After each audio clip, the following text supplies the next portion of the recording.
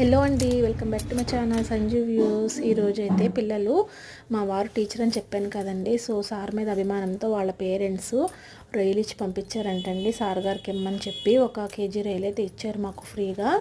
So మా వారు నాకు ఫోన్ చేసి చెప్పారు ఫ్రీగా రొయ్యలు ఇచ్చారు అని చెప్పి. సో వాళ్ళు కష్టపడి పాపం తెచ్చుకున్న రొయ్యలు కదండి, వాళ్ళకి ఫ్రీగా మనకి ఇస్తే ఆ డబ్బులు పోయినట్టే కదా.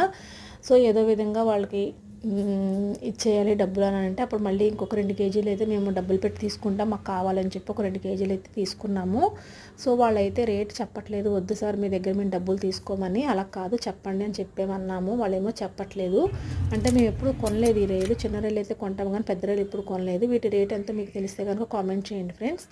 వాళ్ళు ఇచ్చిన రైలు అయితే మాకు కేజీకి 1/2 కేజీ వెయిట్ అయితే వచ్చింది. సో మీకు ఈ వీడియో నచ్చిందని అనుకుంటున్నాను. నచ్చితే కనుక లైక్ చేయండి, షేర్ చేయండి, ప్లీజ్ సబ్స్క్రైబ్.